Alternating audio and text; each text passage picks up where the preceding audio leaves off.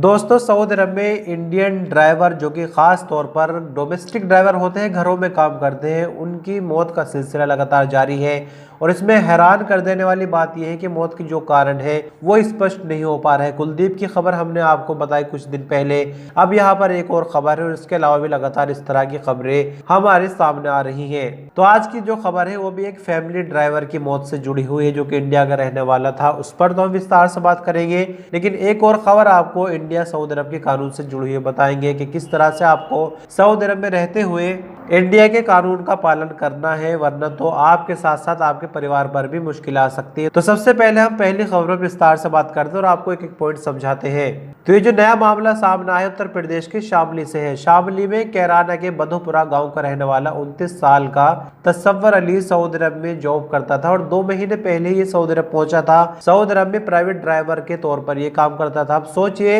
India में भी medical test होता है और सऊदी अरब पहुंचने के बाद इकामा बनने से पहले भी मेडिकल कराया जाता है, लेकिन उसके बावजूद भी ऐसी क्या बीमारी थी तसव्वर को कि वो एक ही दिन में चल बसा। तो जानकारी के अनुसार 28 अक्टूबर को अचानक तसव्वर की तबीयत खराब होती है और उसको हॉस्पिटल ले जाया जाता है, जहां पहुंचने पर डॉक्टरों ने तसव्वर को मृत घोषित कर दिया। जिसकी खबर उसके आसपास वाले दोस्तों को पता चली, उन्होंने इंडिया में खबर कर दी।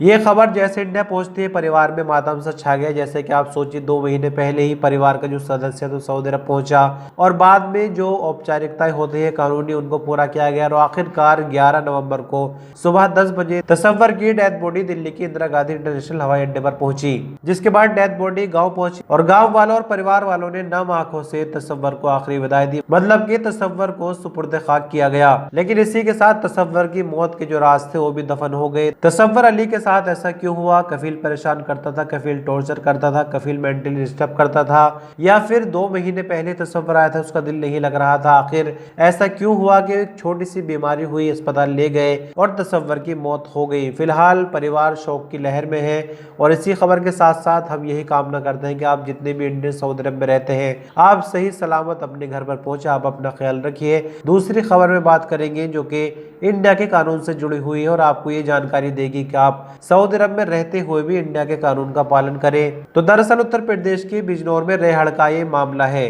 तो रेहड़ में एक गाँव पड़ता है भक्तावाला, यहाँ का रहने वाला मोहम्मद हारून, जिसकी कुछ ही महीनों पहले शादी हुई और शादी करने के बाद वो सऊदी अरब आ गया अपने काम पर।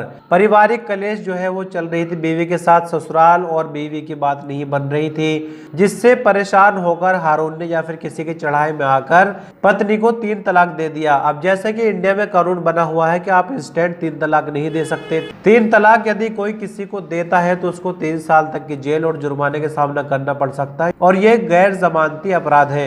अब जैसे कि हारून सऊदी अरब में है, अगर हारून खुद को सेफ समझता है तो ऐसा बिल्कुल भी नहीं है, क्योंकि लड़की पक्ष की तरफ से जो केस दर्ज हुआ है उसमें कुल 8 लोगों के नाम है, जिसमें एक हारून का भी है। 7 लोग परिवार के, जैसे कि लड़की के सास ससुर, देवर, नंद वगैरह है और 8वां है हारून। तो हारून अगर सऊदी अरब में है तो हारून जब इंडिया पहुंचेगा तो मुकदमा जैसे कि उसके नाम पर लिखा गया है, हारून की गिरफ्तारी होगी, मजिस्ट्रेट के सामने जाना ही पड़ेगा। लेकिन इसके अलावा जो बाकी 7 नाम है, पुलिस उनको गिरफ्तार कर सकती है, उनको जेल भेजा जा सकता है। तो कहने का मकसद ये है कि अगर आप नौकरी करने सऊदी अरब आ भी जाते हैं तो आप इंडिया से डिस्कनेक्ट नहीं हो पाएंगे। हमने आपको पिछले दिनों में भी इस तरह की खबरें बताई, जहां कुछ लोगों ने गलत सलत वीडियो सीएम योगी पर बनाकर अपलोड कर दी थी। तो सेम उसी तरह से यहाँ हारून का मामला भी कुछ ऐसा है। जैसे हारून इंडिया पहुंचेगा तो हारून की जवाबदेही होगी मजिस्ट्रेट के सामने, और कोई भी इंडियन जो सऊदी अरब में आता है वो इंडिया की नेशनलिटी नहीं छोड़ता, सिर्फ देश छोड़ता है, बाकी वो पूरी तरह से इंडिया से जुड़ा हुआ ही रहता है। तो लिहाजा सऊदी अरब में रहते हुए भी इंडिया के कानून का पालन कीजिए, वरना तो आपके परिवार पर भी मुश्किल आ सकती है और आप जब वापस लौटेंगे आपको भी मुश्किलों का सामना करना पड़ सकता है। तो दोस्तों, ये ज़रूरी खबरें हमने सऊदी अरब के हवाले से आपको बताई। बहुत शुक्रिया जिन लोगों ने अभी तक सब्सक्राइब किया, और आप जितने भी नए व्यूवर्स हैं, आपसे रिक्वेस्ट है कि आप रोजाना इसी तरह की सऊदी अरब की खबरें जानना चाहते हैं तो हमारे चैनल को सब्सक्राइब करें। कल फिर मिलेंगे कुछ और नए अपडेट्स के साथ, तब तक के लिए अपना ख्याल रखिएगा। शुक्रिया।